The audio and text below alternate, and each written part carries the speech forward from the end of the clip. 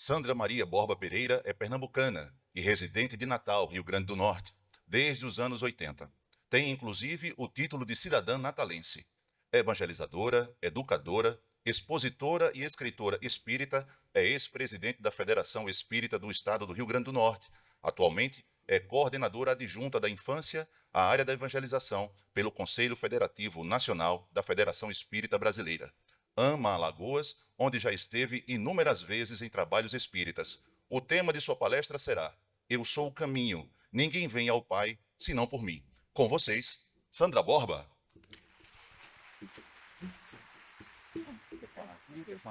Eu adoro a tribuna. À vontade. É uma alegria muito grande estar aqui com vocês nesta terra que aprendi a amar ao longo da minha vida, especialmente na juventude espírita.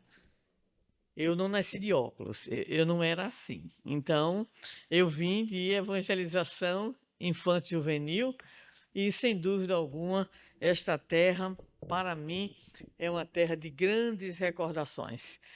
E sempre dizemos que é um dos papéis mais relevantes na nossa vida é exatamente criar memórias felizes junto àquelas pessoas com as quais temos a oportunidade de conviver.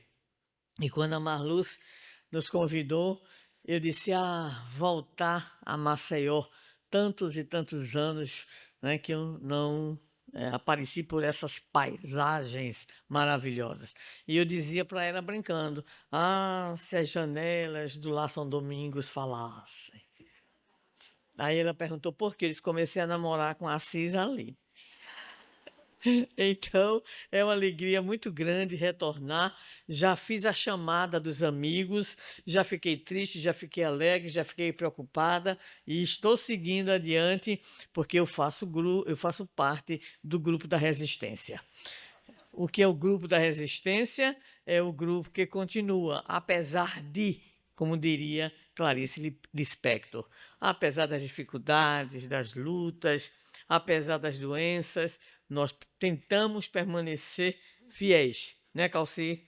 Faz parte do meu grupo também. Então, é uma alegria muito grande e gostaríamos de saudar na figura da Marluce todos os trabalhadores e dizia ao meu lindo e fofo André, aqui a supremacia feminina também, né? Então, a supremacia feminina e perdoem os nossos irmãos homens, são minoria realmente, mas as mulheres têm muito amor por vocês, tá? Então, né, estejamos felizes e tranquilos. Eu gostaria também de agradecer a oportunidade, né, de uma boa viagem, bem longa, né, com a minha anja potiguar, Edna Karenina, e também trouxe a neta, que, claro, como boa representante, né, da geração, está dormindo, né? Mas um dia acorda e eu disse para ela: pois é, a velhinha. Então, a velhinha aqui já vai trabalhar, mas você pode ficar aí dormindo no hotel. Tá certo, vó. Então, é essa a situação. Mas eu gostaria de fazer uma pequena socialização, porque espírita não fofoca, como eu costumo dizer. Espírita socializa informações, tá? Troca ideias, essa coisa toda. Eu gostaria de dizer a vocês que André é vovô. De novo. André já era vovô, agora tem outra. Cercado de mulheres por todos os lados, inclusive aquelas que reencarnam. Não é isso, meu filho? Então, ele é vovô e eu me sinto na alegria de ser bisa. Bisa. Pois é, ontem mesmo estive com minha amiga Rose, que está aqui também, né, com as minhas sobrinhas, né? Aliás, eu a chamo de Rose, ela diz que ninguém a conhece como Rose, só conhece como Rosaura. É título de nobreza, mas para mim continua sendo Rose. Aí estive com as minhas sobrinhas lindas e sobrinhas netas que tive a oportunidade de conhecer. Então, Alagoas para mim é só alegria, é só felicidade. E mais felicidade ainda pelo tema, não é isso, André? O tema, Haroldo, Calci, todos que estamos aqui. Esse tema maravilhoso. Vixe, quem é essa mulher? Ah, sou eu, tira. É. Então, Jesus, modelo e guia da humanidade. E para mostrar como o povo gosta de mim, o povo me deu um tema muito bom. Uma abertura maravilhoso. Uma consideração de Jesus que serviu e serve até hoje para se levar à discriminação, segregação e um bocado de são que tem por aí. Ninguém vem ao Pai senão por mim. Eu digo, quem terá sido a alma que pensou em me dar esse tema na abertura do 9º Congresso Espírita Alagoano? Porque não vai ficar pedra sobre pedra, porque eu vou desmentir Jesus.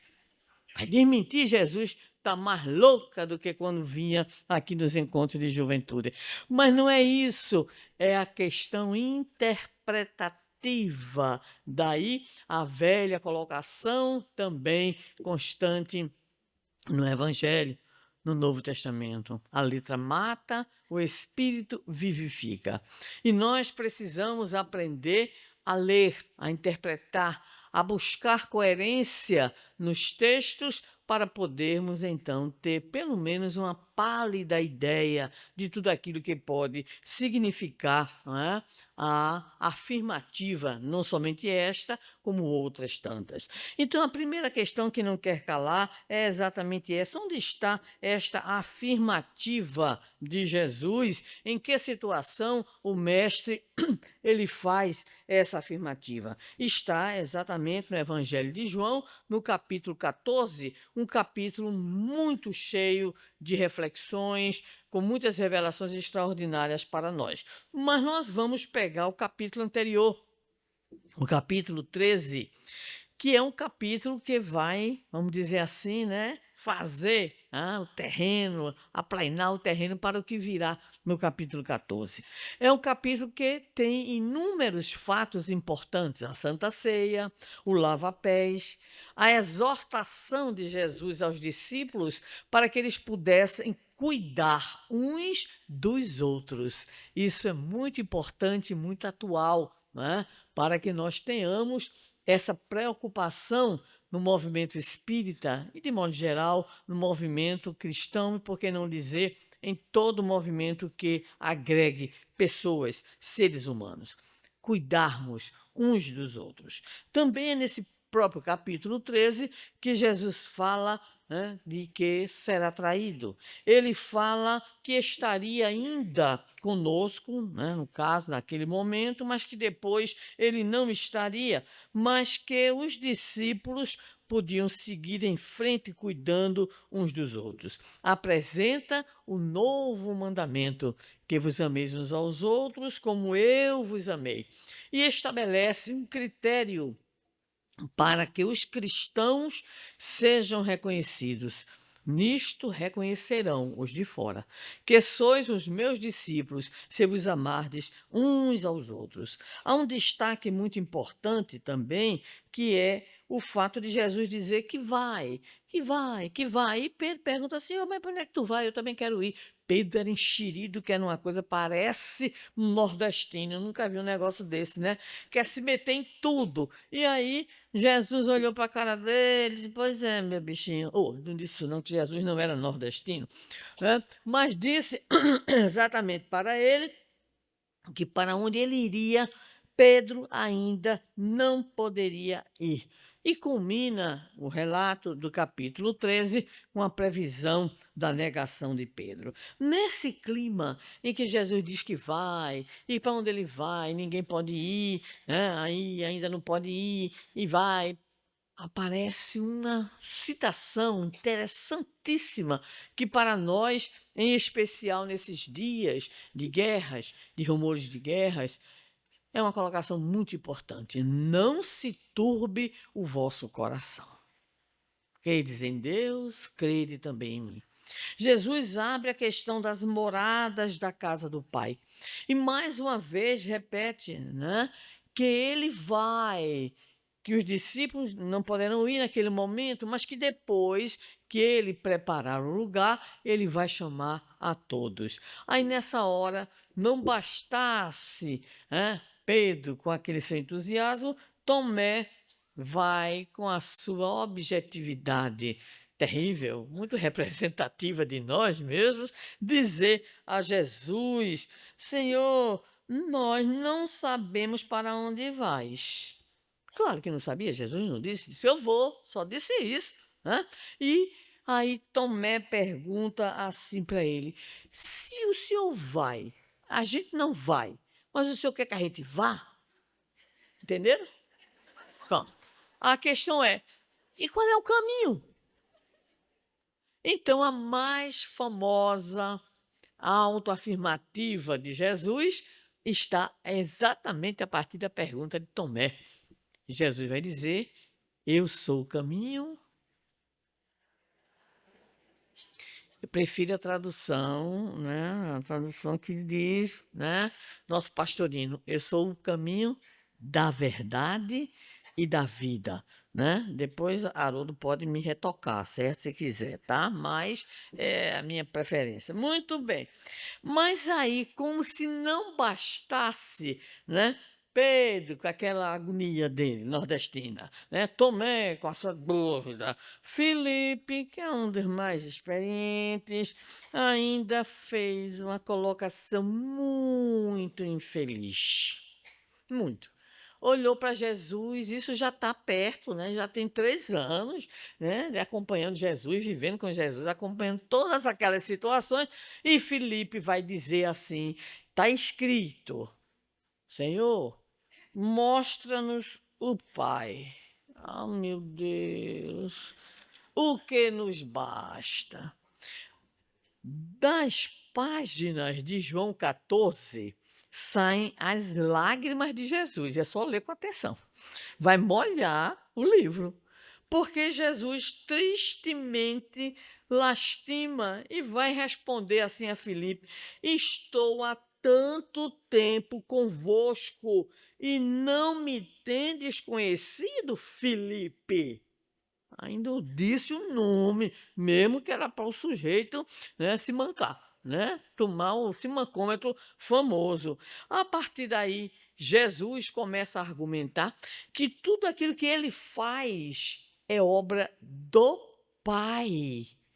Então, como é que ainda estavam procurando o Pai? E Filipe ainda queria que Jesus mostrasse o Pai. E é nesse mesmo capítulo que nós temos, graças a Deus, a promessa do Consolador. Jesus sabia que boa coisa a gente não ia fazer com a sua mensagem.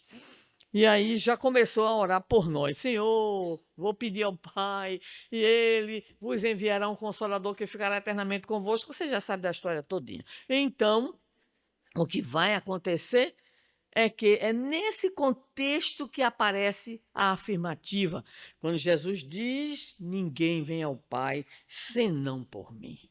Olha, gente, isso deu e dá uma confusão até os dias de hoje.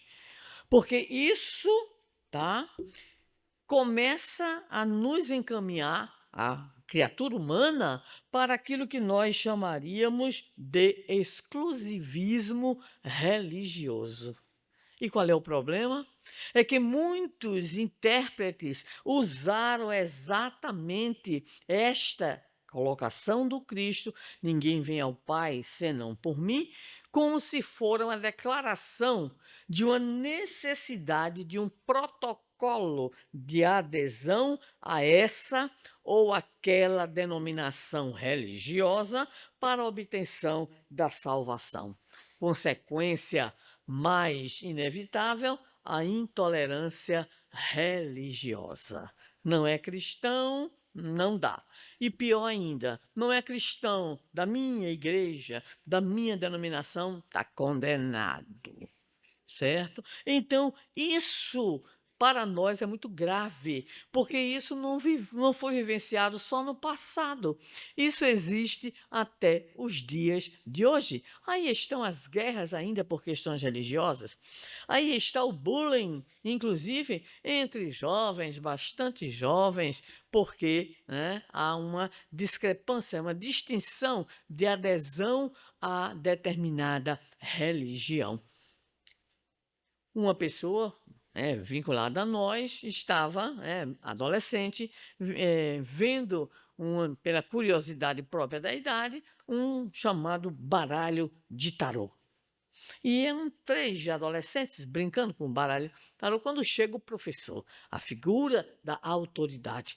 E o professor, quando viu aquela situação, mandou as figurinhas descerem para a coordenação, que era uma cabeça bem mais aberta, perguntou o que era, pediu para elas não usarem, não ficarem manipulando, e pronto, acabou. Mas a figura do docente ficou complicada. Por que ficou complicada? Porque a partir de então ela passou simplesmente a discriminar as alunas, a fazer de conta que elas não existiam num claro, aliás, comportamento de quê? Um comportamento de intolerância religiosa. 2025. Isso vai fazer em torno de 2 meses. Então não é coisa antiga. Quando Jesus diz, ninguém vem ao Pai senão por mim, e aí as pessoas pegam ao pé da letra a expressão e afirmam que se a criatura ela não fizer uma adesão protocolar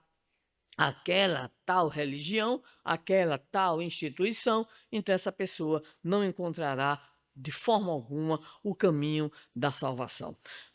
Vamos fazer aqui rapidamente uma reflexão. Quem é que aí, desse grupo que está aqui hoje, deste dia, está preocupado com a salvação?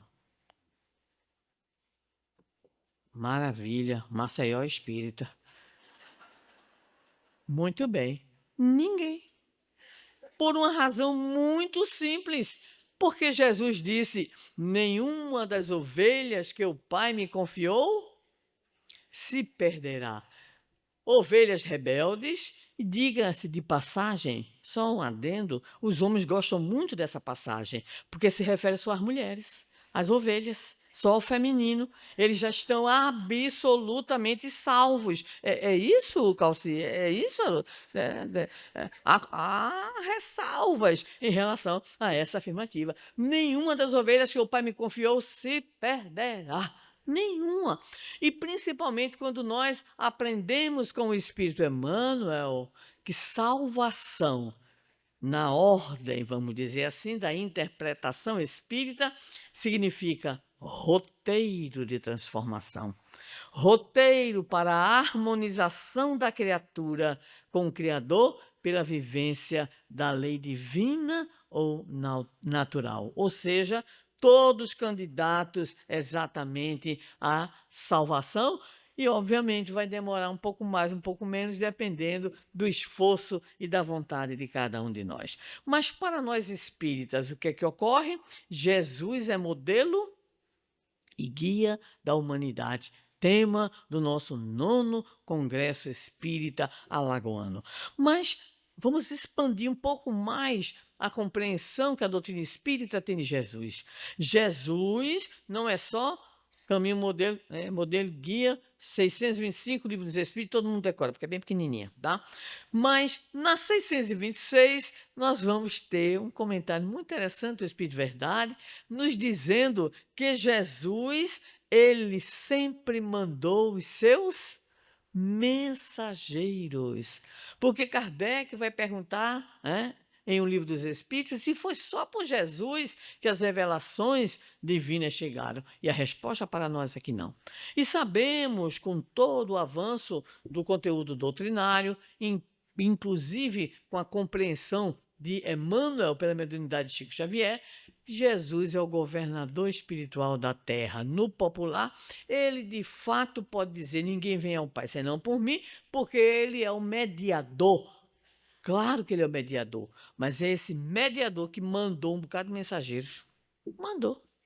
Toma, vamos lá, vai lá para a Grécia, vai abalar aí as estruturas do orgulho grego e também romano, vai para a Pérsia, né, vai para a Índia. Ou seja, nós temos os grandes reveladores em todas as culturas antigas e os homens sábios em todos os agrupamentos, nos trazendo aquilo que seria a lei máxima, a lei por excelência, denominada pelo nosso Emmanuel como a regra áurea, que Jesus vai estabelecer também para nós, quando nos diz fazer aos outros o que desejamos que os outros nos façam. Aí se encontra tudo, a lei, os profetas, ou seja, vivenciando a experiência do amor ao próximo, estamos todos no caminho da salvação.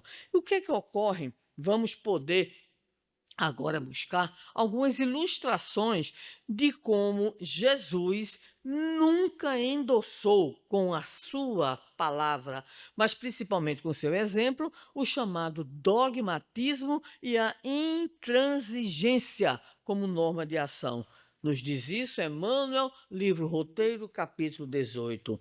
Jesus não preconiza o isolacionismo orgulhoso na esfera cristã, né? E isso é simplesmente criação humana. Esse isolacionismo fadado naturalmente ao desaparecimento com o processo evolutivo. Mas busquemos ilustrar que Jesus não é adepto nem da intolerância, pelo contrário, Jesus é aquele que agrega, que acolhe. Hoje, na terminologia muito usada entre nós, é aquele que não exclui, pelo contrário, é aquele que inclui. Né? Então, vamos citar rapidamente a cena famosa que vocês conhecem também, que é a famosa cura do criado do centurião romano. Então, o que vai acontecer? O centurião procura Jesus para interceder junto a ele para a cura do seu criado, que estava no alojamento, né, aí nas propriedades dele, doente. Mas esse centurião é aquele que a gente poderia dizer cabra bom da peste. Porque ele vai dizer para Jesus: você não precisa nem ir, senhor, porque o senhor é uma autoridade e eu também sou. Eu mando aqueles que são meus subalternos, eles vão. Eu digo, vem, eles vêm. Então tu podes, Senhor, mandar os teus servos espirituais, os teus anjos, e meu criado, ele será curado. Tu não precisas nem ir, Senhor. Jesus olha para ele e faz o maior elogio do texto dos evangelhos. Nem em Israel eu vi tamanha fé. Toma! Toma! Está em Mateus 8, tá? Então Jesus fica feliz com aquela atitude do centurião romano. Mas para poder, né, a gente ter mais 2 pontos de ilustração, vamos lembrar que Jesus vai apresentar a chamada parábola do festim do reino. Não é o festim de bodas, essa é outra. Essa é aquela que o Senhor manda convidar e ninguém quer ir, mata até o povo que vai. É outra, tá? É a parábola do festim do reino. Quando Jesus fala da festa do reino, onde estarão presentes os que virão. Acho linda, é a mais bonita que eu acho. Do Oriente, do Ocidente, do Setentrião e do meio-dia, para o festim do reino. E para poder mostrar aos judeus que não era exatamente o que eles pensavam, e vós estareis lá de fora, não fostes convidados. Então, como a gente vai entender como virão muitos do Oriente, do Ocidente, do Setentrião e do meio-dia? É porque os emissários do Senhor levaram para o Oriente, para o Ocidente, para o Setentrião, para o meio-dia, para os 4 cantos da terra, a mensagem da regra áurea do amor ao próximo, a condição da salvação, a condição do encontro com a felicidade. Então, Jesus é muito claro de que não adianta o rótulo religioso, nem sob o ponto de vista da nossa adesão, sob o ponto de vista agora, né, de um protocolo institucional, nem sequer também a questão cultural e histórica.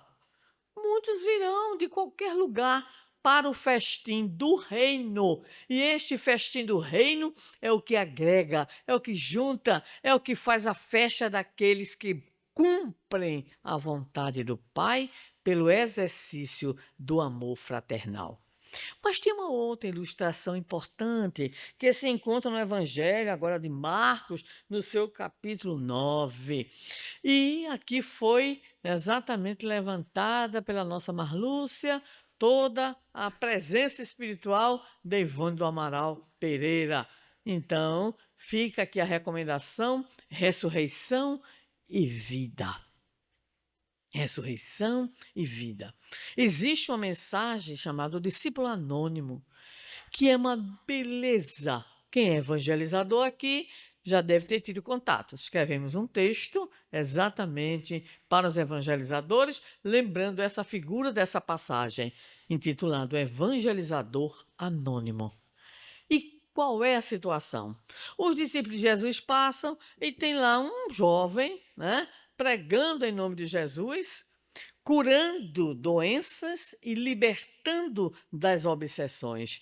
E aí os discípulos, que eram criaturas humanas, que nem que nós, né, foram para Jesus se queixar: Senhor, encontramos um homem que prega, cura e liberta em teu nome, e nós o admoestamos, porque ele não faz parte do nosso grupo. Tradução da panela. Qual é a resposta de Jesus para eles? Fizestes muito mal, porque ninguém é capaz de operar tantas maravilhas sem que não esteja o quê? Do nosso lado. E aí a conclusão: quem não é contra nós é por nós. Quem é esse rapaz? Querem saber? Ressurreição e Vida, eu espero que tenha para vender aí, tá? Ressurreição e Vida, Ivone do Amaral Pereira, o discípulo anônimo, que é o chamado moço do manto marrom. Quem é evangelizador aqui, se segure. Primeiro evangelizador fora da panela, ou fora do grupo, tá? Definido por Jesus. Dona Ivone, por quem tem uma grande admiração e carinho, vai então nos relatar essa história. Aquele moço que não se sabia se era judeu, se era grego, provavelmente grego, que andava lá com papiros, que andava com tintas, que andava com pincéis, né? Ele acompanhava Jesus por todo canto e ficava bebendo dos ensinamentos de Jesus. Amava a Jesus à distância, né?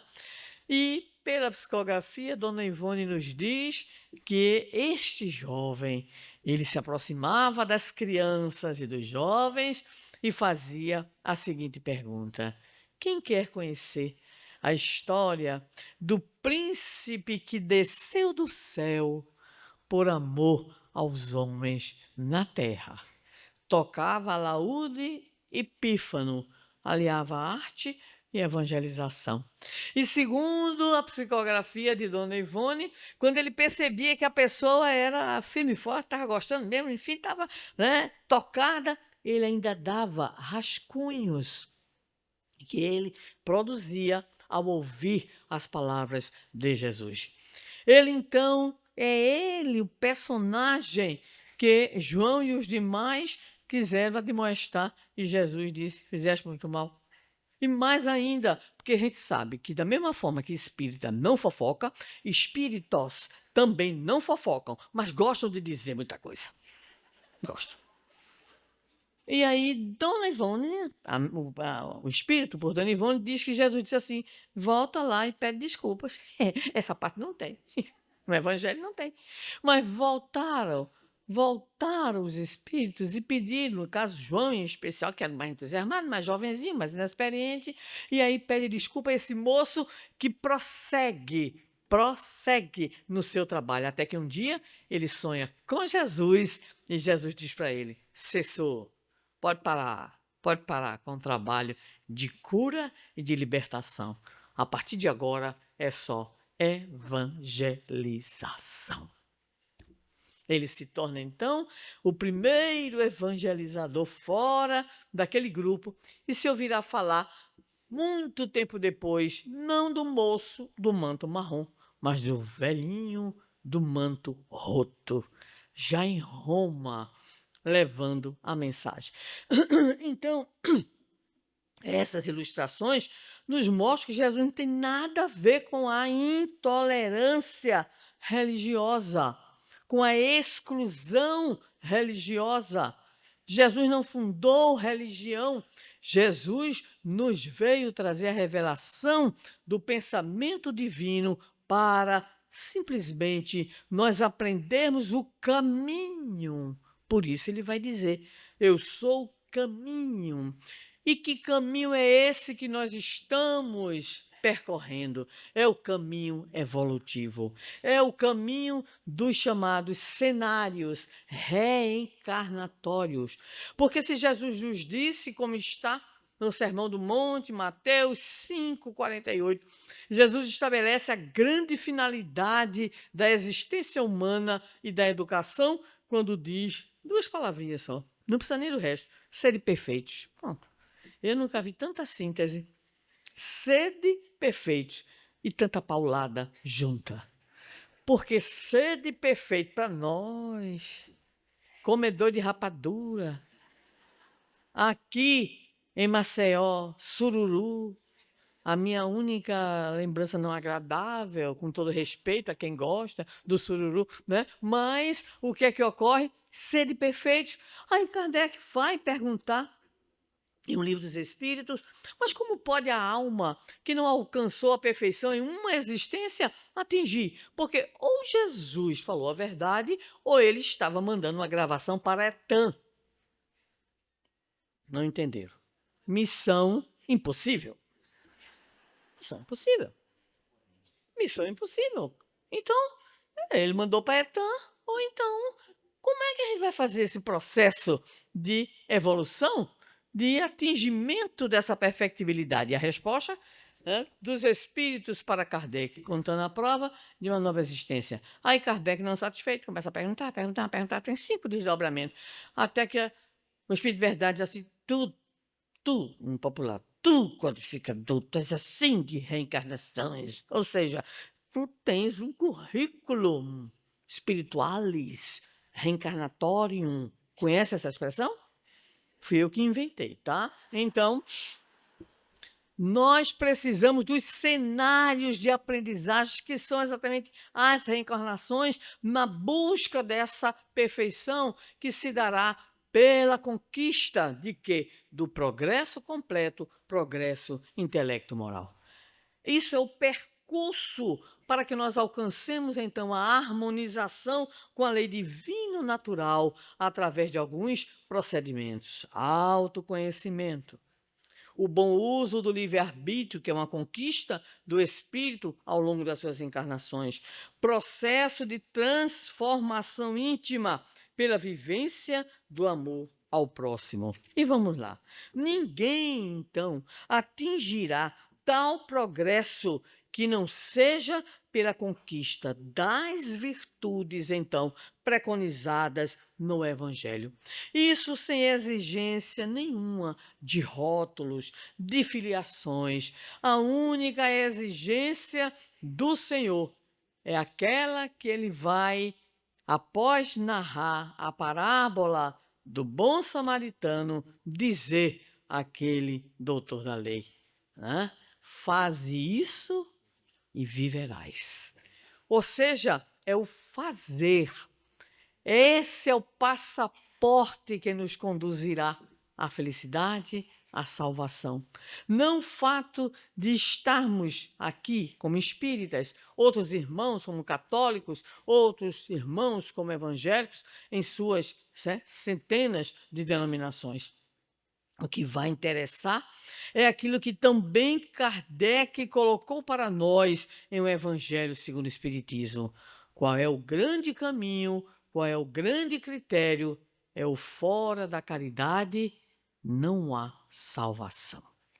Então, quando Jesus anuncia, ninguém vem ao Pai senão por mim, nós podemos entender tranquilamente que ninguém vem ao Pai, vamos usar agora o vai ao Pai, sem essa busca dessa harmonização, sem a vivência da lei de amor, de justiça e da caridade, independentemente de qualquer que seja a sua posição religiosa, a sua escolha. Claro que as religiões possuem um papel muito importante nesse sentido. As religiões que nos conduzem pelo esclarecimento a um processo de acesso ao divino, da experiência do sagrado, do cultivo da espiritualidade, mas tudo isso em espírito e em verdade. Por isso, considerando exatamente que nós, provavelmente aqui, transitamos, e espero que não transitemos mais, na intolerância religiosa, afastando de nós aqueles que não pensam igualmente a nós, que às vezes existe isso, até no interior da própria família, para que nós não tenhamos essa postura de isolacionismo, de privilégios, de exclusivismos, que nós possamos hoje, devidamente agora, elucidados pela mensagem de esclarecimento, libertação e proposição da doutrina espírita, deixarmos de lado toda essa visão sectarista, preconceituosa e intolerante para buscarmos, de fato e de verdade, a grande lição que é a vivência. Gostaríamos de concluir as nossas palavras evocando uma mensagem da autoria espiritual da nossa Amélia Rodrigues, lembrado aqui o nosso Divaldo. É uma psicografia que nem muita gente conhece, mas ela foi recebida na manhã de 30 de janeiro de 2014 em Jerusalém. Divaldo estava em Jerusalém. E ele recebe a mensagem, podem procurar no Pai Google, que ele mostrará, de retorno.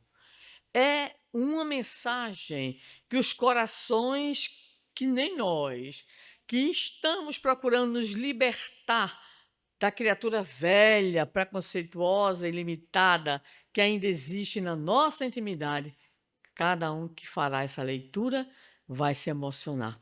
Porque nos diz exatamente Amélia Rodrigues, para concluir, que um belo dia, ontem, nas paisagens da Galileia, nós nos sentimos como que atraídos pela mensagem do Cristo.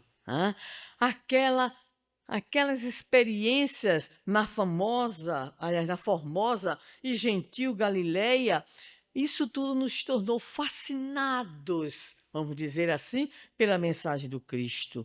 Mas o problema é que, mesmo sensibilizados e tocados pela mensagem do Cristo, e mesmo tentando viver, cantando, pregando a mensagem libertadora ao longo dos séculos, ainda assim, a intransigência em nós. Ainda assim, muitas e muitas vezes buscamos impor. É só olhar a história do cristianismo, em especial a partir do século IV até o fim da Idade Média e comecinho da Idade Moderna, e nós vamos entender perfeitamente o que a intransigência religiosa foi.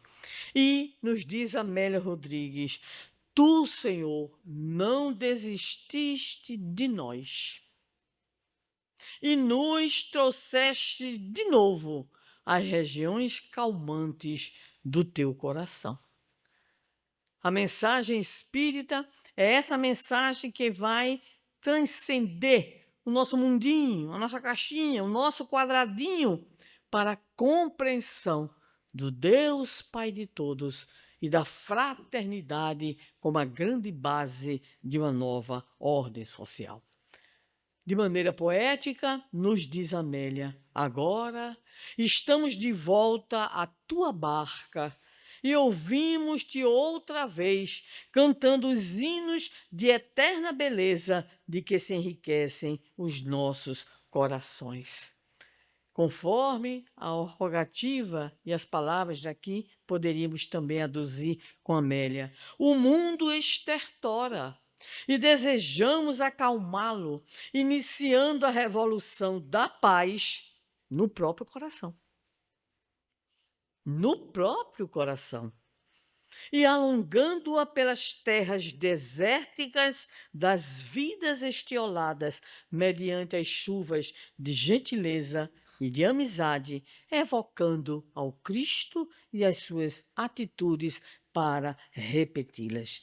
Direciona, Senhor, é a rogativa de Amélia, o teu olhar para nós, acolhe-nos novamente sorrindo, como se estivestes a dizer: sejam bem-vindos, filhos diletos de meu Pai.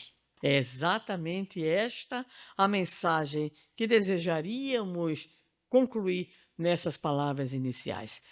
Que essa palavra do Senhor transcenda o que está escrito, para que possamos entendê-lo como governador espiritual da terra, como aquele que enviou para todas as grandes culturas e em todos os grupos sociais os seus mensageiros, que, obviamente, não perfeitos, não tão puros, mas que deixaram pelo menos a grande mensagem da regra áurea do bem, que é o nosso passaporte em todos os lugares, como via de acesso ao caminho da verdade e da vida.